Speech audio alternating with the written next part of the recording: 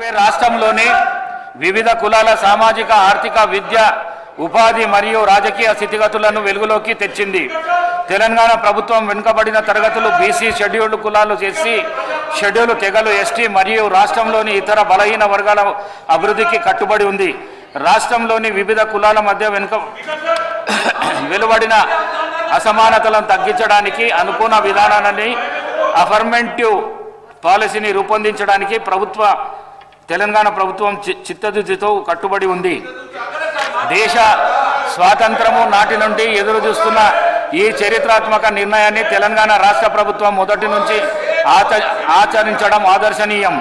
దేశంలోని వివిధ కులాల సంబంధిత స్థితిగతులను అర్థం చేసుకోవడానికి తెలంగాణలో నిర్వహించిన విధంగానే దేశవ్యాప్తంగా ఇంటింటి సామాజిక ఆర్థిక ఉపాధి విద్య రాజకీయ మరియు కుల సర్వేను నిర్వహించాలని కేంద్ర ప్రభుత్వాన్ని కోరుతూ సభ తీర్మానించబడింది. Those who are for the resolution, please say ayes. Those who are against please say no. Ayes have it. Ayes have it. The resolution is unanimously adopted. Telangana రాష్ట్రంలో షెడ్యూల్ కులాలలోని ప్రత్యేక వర్గాల ఉపవర్గీకరణ డాక్టర్ జస్టిస్ షమీం అఖ్తర్ ఏకసభ్య కమిషన్ పై గౌరవ ముఖ్యమంత్రి గారు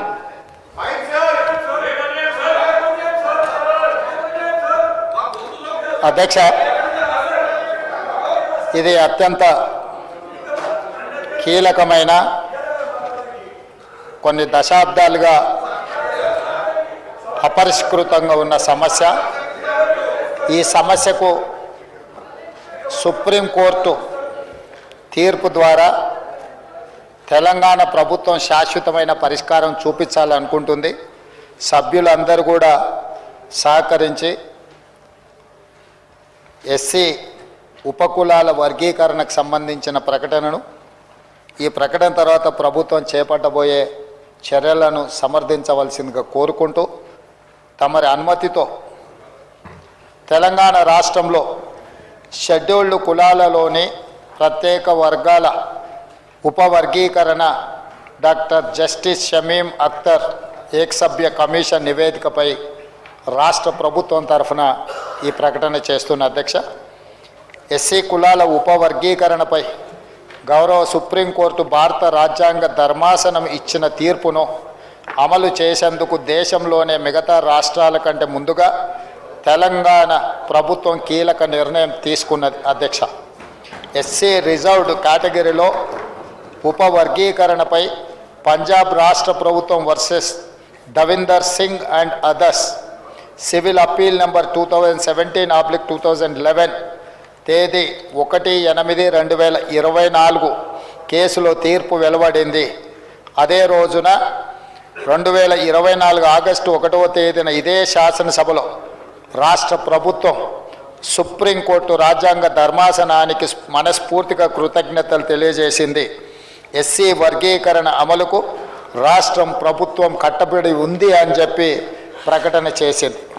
అధ్యక్ష, ఎస్సీ వర్గీకరణ అమలు చేసే బాధ్యతను మా మిత్రులు, మా మంత్రివర్గ సహచరులు మేమందరం తీసుకుంటామని అదే రోజున ఎస్సీ సోదరులకు మాట ఇచ్చాము. ఈ ప్రక్రియలో భాగంగా న్యాయపరమైన ఇబ్బందులు తలెత్తకుండా రాష్ట్ర ప్రభుత్వం అప్పటి నుంచే కార్యాచరణ చర్యలు చేపట్టింది. గౌరవ సుప్రీంకోర్టు రాజ్యాంగ ధర్మాసనం ఇచ్చిన తీర్పును అధ్యయనం చేయటం, ఈ తీర్పుతో ముడిపడి ఉన్న వివిధ అంశాలను జాగ్రత్తగా పరిశీలించి ముందుకు వెళ్ళే మార్గాలను సూచించడంతో పాటు అవసరమైన సిఫారసులు చేయాలని కోరుతూ 2024 సెప్టెంబర్ 12వ తేదీన నీటిపారుదల పౌర సరఫరాల శాఖ మంత్రి ఉత్తమ్ కుమార్ రెడ్డి గారి అధ్యక్షన మంత్రులు దామోదర్ రాజనరసింహ, దుద్దిల్ల శ్రీధర్ బాబు, శ్రీ పొన్నం ప్రభాకర్, శ్రీమతి ధనసరి అనసూయ సీతక్క, ఎంపీ మల్లు రవి సభ్యులుగా కమిటీని నియమించింది. కమిటీ పలు దఫాలుగా సమావేశమై విస్తృత చర్చలు జరిపింది. ఇతర రాష్ట్రాల్లోని ఎస్సీల ఉపకులాల వర్గీకరణ అమలు తీరును అధ్యయనం చేసేందుకు సీనియర్ అధికారుల బృందాన్ని పంజాబ్, హర్యానా, తమిళనాడు రాష్ట్రాలకు పంపించింది. సుప్రీంకోర్టు తీర్పు అమలుకు అనుసరించాల్సిన విధానాలపై రాష్ట్ర న్యాయశాఖ కార్యదర్శి రాష్ట్ర అడ్వకేట్ జనరల్ నుంచి న్యాయ సలహాను స్వీకరించింది. విస్తృత సమావేశాలు సంప్రదింపుల అనంతరం వర్గీకరణపై లోతైన అధ్యయనం కోసం ఏకసభ్య న్యాయ కమిషన్ను వేయాలని కమిటీ సిఫార్సు చేసింది. అధ్యక్ష, కమిటీ సిఫార్సు ప్రకారం రాష్ట్ర ప్రభుత్వం 2024 అక్టోబర్ 11వ తేదీన డాక్టర్ జస్టిస్ షమీం అఖ్తర్ గారి ఆధ్వర్యంలో ఏకసభ్య న్యాయ కమిషన్ను జీవో 8 ద్వారా ఏర్పాటు చేసింది. 60 రోజుల వ్యవధిలో కమిషన్ తమ నివేదికను అందించాలని అందులో నిర్దేశించింది. గడువులోగా ఈ ప్రక్రియ పూర్తి కానందున 2025 జనవరి 11వ తేదీన మరో 30 రోజుల పాటు ఫిబ్రవరి 10 తారీఖు వరకు ఈ కమిషన్ గడువును ప్రభుత్వం పొడిగించింది. కమిషన్ యొక్క విధి విధానాలు ఈ విధంగా ఉన్నాయి. అధ్యక్ష, తెలంగాణ రాష్ట్రంలోని ఎస్సీ కులాలు ఉపకులాల హేతుబద్ధమైన వర్గీకరణకు అందుబాటులో ఉన్న జనాభా గణన సమాచారాన్ని పరిగణలోకి తీసుకొని శాస్త్రీయ పద్ధతిలో చేపట్టాలి. ఎస్సీల్లోని వివిధ ఉప సమూహాల మధ్య ఉన్న అంతరాలను గుర్తించేందుకు సమగ్ర అధ్యయనాలు నిర్వహించాలి. రాష్ట్ర ప్రభుత్వ ఉద్యోగ అవకాశాలు విద్యా సంస్థల్లో ప్రవేశాల్లో తగినంత ప్రాధాన్యత లేకపోవడం దృష్టి పెట్టాలి.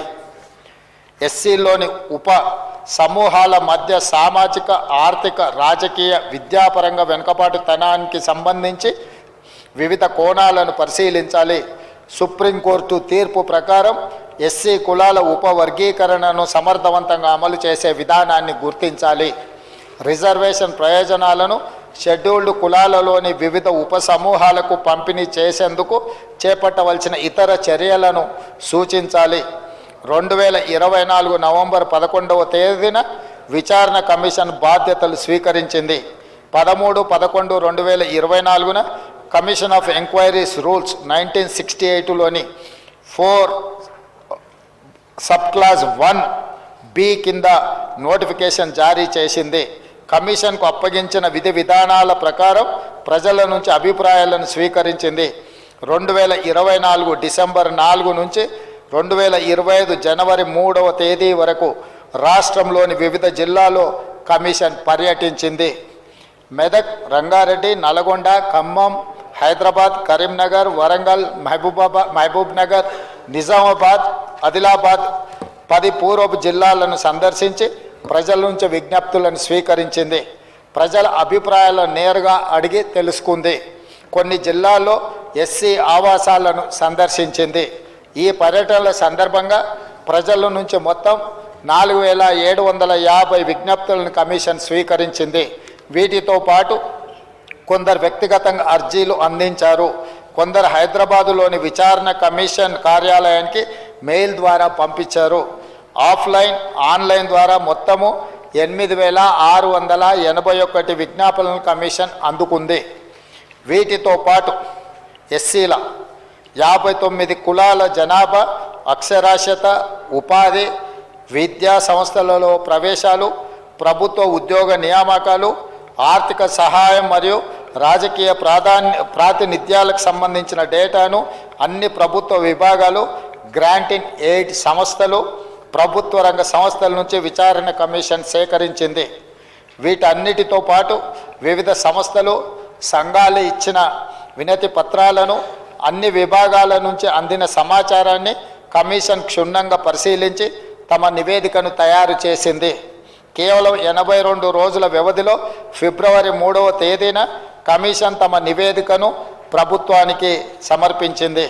కమిషన్ సమర్పించిన 199 పేజీల నివేదికలో ఎస్సీల్లోని 59 కులాలపై వివరణాత్మక చర్చను పొందుపరిచింది.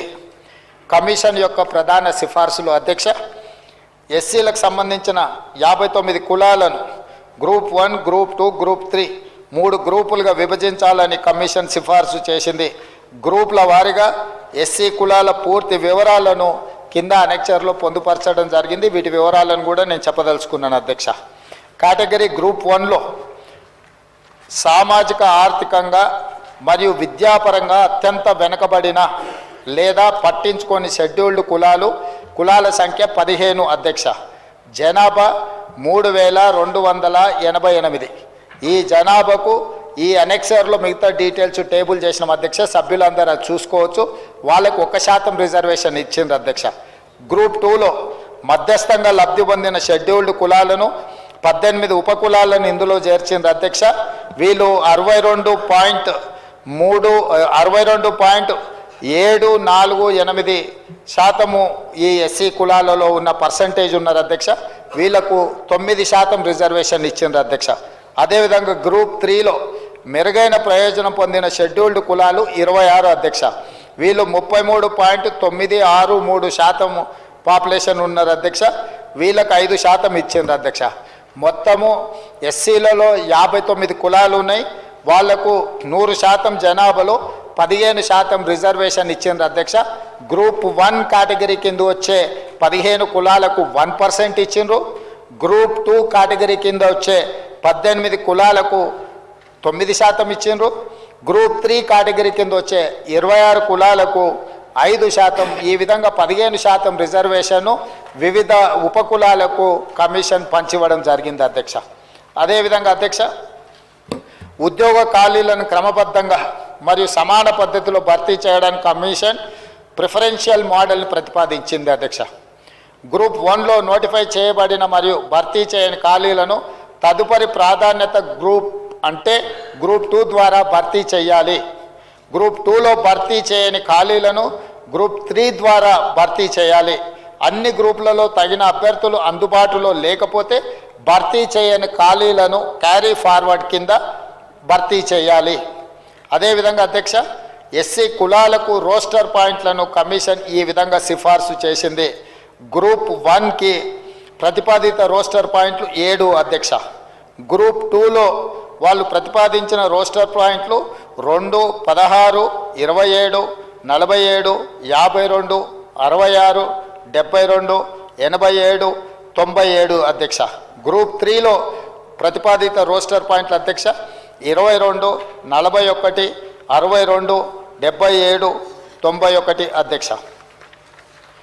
అదేవిధంగా అధ్యక్ష, కమిషన్ క్రిమీ లేయర్ ప్రవేశపెట్టాలని సిఫార్సు చేసింది. ఎమ్మెల్యేలు, ఎంపీలు, జడ్పీ చైర్మన్లు, మేయర్లు తదితర ప్రజాప్రతినిధులతో పాటు గ్రూప్ 1 సర్వీస్లో ఉన్నవారిని, ఇలాంటి స్థానాల్లో ఉన్నవారిని క్రిమీ లేయర్గా పరిగణించాలని సూచించింది. ఈ వ్యక్తుల 2వ తరం రిజర్వేషన్ల ప్రయోజనాన్ని పొందకుండా మినహాయించేలా రాష్ట్ర ప్రభుత్వం తగిన చర్యలు తీసుకోవాలని పేర్కొంది. జస్టిస్ షమీం అఖ్తర్ గారి నేతృత్వంలోని ఏకసభ్య న్యాయ కమిషన్ ఇచ్చిన సిఫార్సులను పరిశీలించిన ప్రభుత్వం పైన పేర్కొన్న వాటిలో 1, 2, 3 సిఫార్సులను ఆమోదించింది. రిజర్వేషన్ల పరిధి నుండి క్రిమీ లేయర్ను మినహాయించడానికి సంబంధించిన 4వ నంబర్ సిఫార్సును రాష్ట్ర ప్రభుత్వం తిరస్కరించింది.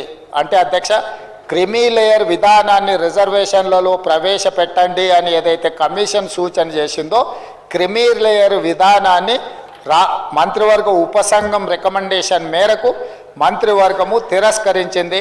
ఈ విషయాన్ని సభ ద్వారా సమాజానికి అందరూ కూడా నేను చెప్పదలుచుకున్నాను అధ్యక్ష.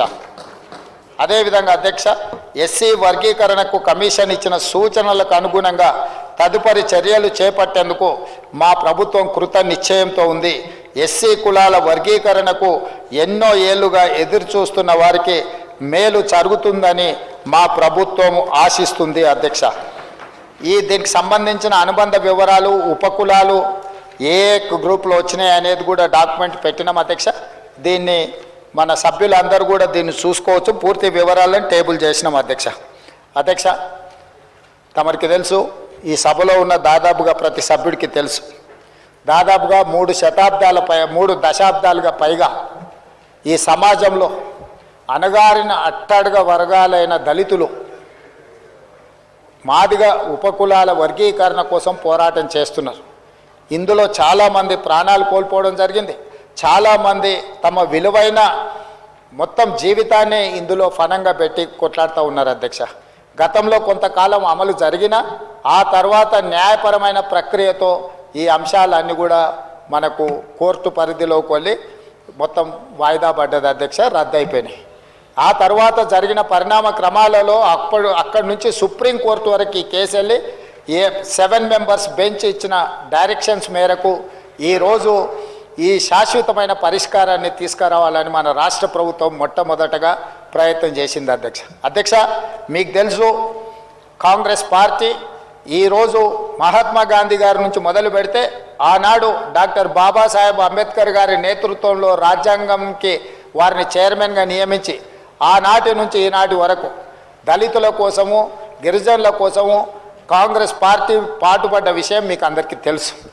జాతీయ స్థాయి అధ్యక్షులను దామోదరం సంజీవయ్య లాంటి వాళ్ళను ఉమ్మడి ఆంధ్రప్రదేశ్కి ముఖ్యమంత్రిని చేయడమే కాదు, కాంగ్రెస్ పార్టీ జాతీయ అధ్యక్షుడిని చేయడమే కాదు, రాష్ట్రపతులుగా, లోక్సభ స్పీకర్లుగా, వివిధ రాష్ట్రాల ముఖ్యమంత్రులుగా, వివిధ రాష్ట్రాల పార్టీల అధ్యక్షులుగా ఆనాటి నుంచి ఈనాటి వరకు దళితుల పట్ల అపారమైన ప్రేమను, వాళ్ళకు అపారమైన అవకాశాలను కాంగ్రెస్ పార్టీ ఇచ్చుకుంటూ వచ్చింది అధ్యక్ష.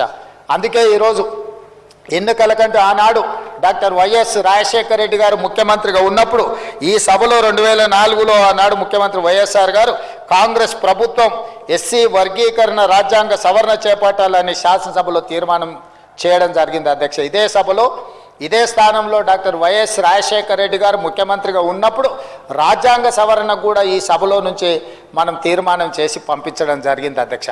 ఆనాటి నుంచి ఈనాటి వరకు దాదాపుగా 20 సంవత్సరాలు ఎన్నో ఒడిదుడుకులను ఈ సమస్య ఎదుర్కొంటూ వచ్చింది అధ్యక్ష. అందుకే ఈరోజు నా జీవితంలో 20 సంవత్సరాల నుంచి ప్రజా జీవితంలో ఉన్న ఈ 20 సంవత్సరాలలో నాకు నిజంగా ఏదైనా ఆత్మ సంతృప్తిని కలిగించింది, నిజంగా నా జీవిత కాలంలో ప్రజా జీవితంలో నేను చేయగలిగిన గొప్ప పని ఏదైనా ఉంది అని అంటే ఈరోజు ఈ వర్గీకరణను అమలు చేయడం ద్వారా, అదేవిధంగా బలహీన వర్గాలకు సంబంధించిన కులగణన, వాళ్ళ యొక్క సామాజిక ఆర్థిక సర్వేను చేయడం ద్వారా ఒక ప్రజాప్రతినిధిగా నాకు నా రాజకీయ జీవితానికి ఒక పరిపూర్ణత వచ్చిందని నేను ఈరోజు భావిస్తున్నా అధ్యక్ష. ఇది సాంకేతికంగా ట్రాన్సాక్షనల్ రిలేషన్గానో లేకపోతే ఏదో యాంత్రికంగా ఈ వ్యవహారాన్ని చేయడం లేదు అధ్యక్ష. మానసికంగా ఎంతో ఆలోచన చేసి ఒక ప్రజాప్రతినిధికి జీవిత కాలంలో కొంతమందికి అవకాశాలు రావు. చాలామంది ముఖ్యమంత్రులు ఈ రాష్ట్రంలో తెలంగాణ రాష్ట్రానికి నాకంటే ముందున్నోళ్ళకు కానీ ఉమ్మడి రాష్ట్రంలో దాదాపుగా 16 సార్లు ముఖ్యమంత్రులు ఉన్నోళ్లకు రాని అవకాశం ఈరోజు నాకు తమరి ద్వారా ఈరోజు ఈ అవకాశం వచ్చింది అధ్యక్ష. నిజంగా ఈ సందర్భాన్ని చరిత్ర నా రాజకీయ జీవితంలో ఏ రోజైనా నా కోసం నేను గుర్తు పెట్టుకునేది కానీ నా కోసం ఒక పేజీ ఏదైనా రాసుకోవాల్సి వస్తే ఈ రోజున ఫిబ్రవరి 4, 2025ను నేను తప్పకుండా అందులో పొందుపరుస్తానని చెప్పి ఈ సందర్భంగా తమ దృష్టికి తీసుకొస్తున్నా అధ్యక్ష. ఈ వర్గాలు ఎంతసేపు ఉన్నా చాలా రాజకీయ పార్టీలు ఓటు బ్యాంకుగానే చూసినాయి తప్ప ఆ సమస్యకు శాశ్వత పరిష్కారాన్ని చూపించాలని ఆలోచన చేయలేదు.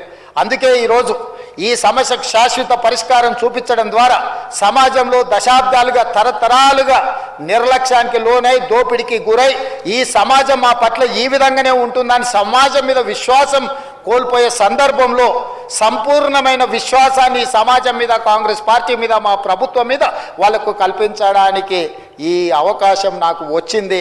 దీన్ని అమలు చేసే బాధ్యత ఈరోజు మా ప్రభుత్వం తీసుకుంటుంది అధ్యక్ష. ఈ ప్రక్రియలో చాలా విషయాలు లోతుగా ఉన్నాయి. వీటన్నిటిని విశ్లేషించడం, వీటన్నిటిని పరిష్కరించాలన్న ఆలోచనతోటి ఈరోజు మా మంత్రివర్గ సహచరులు వాళ్ళందరూ కూడా ఉత్తమ్ కుమార్ రెడ్డి గారు, పెద్దలు అన్న దామోదర్ రాజనరసింహ గారిని సుప్రీంకోర్టులో కేసు ఉన్నప్పుడు ఎమ్మెల్యేలు, మా సహచర ఎమ్మెల్యేలు అందరినీ దామోదర్ రాజనరసింహ గారి నేతృత్వంలో ఢిల్లీకి పంపించి సుప్రీంకోర్టులో న్యాయ ఉద్దండులను, పంజాబ్ వర్సెస్ యూనియన్ ఆఫ్ ఇండియాలో ఉన్న కేసులను వీటన్నిటిని కూడా ఈరోజు మేము న్యాయ నిపుణులను పెట్టి అక్కడ వాదించిపించి ఈ సమస్యకు ఒక పరిష్కారాన్ని చూపించాలనుకున్నాం. అందుకే సుప్రీంకోర్టు ఇచ్చిన తీర్పు వెలువడిన మరుక్షణమే ఇదే సభలో ఇక్కడే నిలబడి ఈ సమస్యకు శాశ్వత పరిష్కారాన్ని మా ప్రభుత్వం చూపిస్తుంది, మా చిత్తశుద్ధి ఉంది అని చెప్పినాం. ఈరోజు దామోదర్ రాజనరసింహ గారు, ఉత్తమ్ కుమార్ రెడ్డి గారిని, పొన్నం ప్రభాకర్ గారిని, మా అక్క సీతక్కను మనస్ఫూర్తిగా అభినందిస్తున్నా. అతి తక్కువ సమయంలో అత్యంత సంక్లిష్టమైన సమస్యకు శాశ్వత పరిష్కారాన్ని చూపించే విధంగా ఈరోజు ప్రవేశపెట్టిన బీసీ కులగణన కావచ్చు, లేకపోతే ఈరోజు మాదిగ ఉపకులాల వర్గీకరణ కావచ్చు, ఇవి చరిత్రలో నిలిచిపోయే అంశాలు అధ్యక్ష. ఇలాంటి చరిత్రలో నిలిచిపోయే అంశాలను మంత్రివర్గ ఉపసంఘంగా వాళ్ళు బాధ్యత నిర్వహించడం, వాళ్ళు ఇచ్చిన తీర్మానాలను, వాళ్ళు ఇచ్చిన ప్రతిపాదనలను మంత్రివర్గంలో పెట్టి ఆమోదించడం సభానాయకుడిగా నా జీవితానికి ఒక పరిపూర్ణత వచ్చింది అని చెప్పి నేను ఈరోజు భావిస్తున్నాను అధ్యక్ష. అధ్యక్ష, ఈరోజు మీరు ఆలోచన చేయండి, వాళ్ళ కోసం ప్రభుత్వాలు ఈరోజు వాళ్ళని ఆదుకోవడానికి ప్రభుత్వాలు ముందుకు రాకపోతే ఈరోజు ఈ ప్రభుత్వాల మీదనే విశ్వాసం కోల్పోయే పరిస్థితి ఉంది అధ్యక్ష. అందుకే ఈరోజు ఈ మాదిగ ఉపకులాలకు సంబంధించిన కేటగరైజేషన్ విషయంలో అందరూ సహకరించాలి. ఈరోజు ఆయా తామాషా ప్రకారం వాళ్ళ ఆర్థిక స్థితిగతుల ప్రకారం ఈరోజు రిజర్వేషన్ల పట్ల కమిషన్ ఈరోజు రికమెండేషన్స్ ఇచ్చింది. ఈ రికమెండేషన్స్ అన్నిటిని కూడా ఈరోజు మనం ఆమోదించాల్సిన అవసరం ఉన్నది అధ్యక్ష. అందుకే ఈరోజు ఈ సభల దీని మీద నాకు తెలిసి ఏ పార్టీకి కూడా, ఏ సభ్యుడికి కూడా దీని పట్ల అభ్యంతరం ఉంటుందని నేను అనుకోవడం లేదు అధ్యక్ష. ఎందుకంటే చాలా నిశితంగా గమనించి కమిషన్, జ్యుడిషియల్ కమిషన్ ఇచ్చిన రికమెండేషన్స్ని ఈరోజు సభలో పెట్టినాం అధ్యక్ష. అందుకే ఈరోజు మనం దేశంలోనే ఈ విషయంలో ఆదర్శంగా నిలబడదలుచుకున్నాం. అందుకే పార్లమెంట్లో శ్రీ రాహుల్ గాంధీ గారు నిన్న కులగణన మీద కానీ, ఈ ఎస్సీ కేటగరైజేషన్ మీద కానీ వారికి ఉన్న చిత్తశుద్ధి, వారు ఇచ్చిన డైరెక్షను, వారు ఇచ్చిన సూచనను ఈరోజు కాంగ్రెస్ పార్టీ అధ్యక్షుడిగా మల్లికార్జున్ ఖర్గే గారు ఉన్నారు అధ్యక్ష. ఒక block Congress president block Congress నుంచి ఏఐసిసి అధ్యక్షుడు కాగలిగిండు అని అంటే ఒక దళిత బిడ్డ, మన ఆనాటి హైదరాబాద్ ఉమ్మడి రాష్ట్రానికి సంబంధించిన వాడు, మనవాడు, మనం గొప్పగా మనవాడని చెప్పుకునే మల్లికార్జున్ ఖర్గే ఈరోజు ఏఐసిసి అధ్యక్షుడిగా ఉన్నాడు, రాజ్యసభలో ఫ్లోర్ లీడ్గా ఉన్నారు అంటే ఈరోజు కాంగ్రెస్ పార్టీ వల్లనే ఇది సాధ్యమైంది. కాంగ్రెస్ పార్టీ ఎస్సీ ఎస్టీలకు ఎంత ప్రాధాన్యత ఇస్తుందో ఈ నియామకం ద్వారా ఈరోజు నిరూపితమైంది. అందుకే మల్లికార్జున్ ఖర్గే గారి నేతృత్వంలో నడుస్తున్న ఈ పార్టీ లోక్సభలో లీడర్ ఆఫ్ అపోజిషన్గా ఉన్న రాహుల్ గాంధీ గారి డైరెక్షన్లో ఈరోజు మా పార్టీ, మా మంత్రివర్గం అందరం పనిచేస్తున్నాము. మంత్రివర్గ సభా నాయకుడిగా ఈరోజు ఇది తూచా తప్పకుండా అమలు చేస్తాం. దీనికి సంపూర్ణంగా ఈ సభలో ఉండే సభ్యులందరూ పూర్తిగా సహకరించండి. ఇలాంటి సామాజిక సమస్య, ఎన్నో రోజులు జటిలంగా మారిన సమస్యను పరిష్కరించడానికి ఈ సభ మొత్తం సహకరించుకొని ముందుకు వెళ్తే మిగతా రాష్ట్రాలకు మనము ఆదర్శంగా నిలబడే అవకాశం ఉంటుంది. ఒకనాడు ఇదే సభలో నేను, సండ్ర వెంకట వీరయ్య గారు, సంపత్ కుమార్ గారు అడ్జైన్మెంట్ మోషన్ ఇస్తే ఆనాటి సభానాయకులు, ఆనాటి ప్రభుత్వం మమ్మల్ని సభల నుంచి బహిష్కరించింది. కానీ ఈనాడు ఈ సభలో మాదిగ ఉపకులాల వర్గీకరణ కోసం అడ్జైన్మెంట్ మోషన్ ఇస్తే సభలో నుంచి బహిష్కరించబడ్డ నేను ఈరోజు సభానాయకుడిగా ఇక్కడ ఉండి దీన్ని అమలు చేయడానికి ప్రతిపాదనలు ప్రవేశపెట్టడం అంటే రాజకీయము, ప్రజాస్వామ్యము, డాక్టర్ బాబాసాహెబ్ అంబేద్కర్ గారు మనకిచ్చిన రాజ్యాంగం ఎంత గొప్పదో ఈరోజు మనం అర్థం చేసుకోవచ్చు అధ్యక్ష. అందుకే డాక్టర్ బాబాసాహెబ్ అంబేద్కర్ స్ఫూర్తిగా రంగుల గోడలు, అద్దాల మేడలు అభివృద్ధి కాదు, నిజమైన పేదవాడికి, చివరి వాడికి సంక్షేమ పథకాలు చేరినప్పుడే, ప్రభుత్వం యొక్క విధి విధానాలు అందినప్పుడే అభివృద్ధి జరిగినట్టు అని డాక్టర్ బాబాసాహెబ్ అంబేద్కర్ గారు ఏదైతే చెప్పినరో ఆ స్ఫూర్తితో మా ప్రభుత్వం ముందుకు వెళ్తుంది. ఈ ప్రతిపాదనను అందరూ మనస్ఫూర్తిగా ఆమోదించి ఈ ప్రభుత్వానికి అండగా నిలబడాల్సిందిగా కోరుకుంటూ మీ అందరి దగ్గర సెలవు తీసుకుంటున్నా అధ్యక్ష.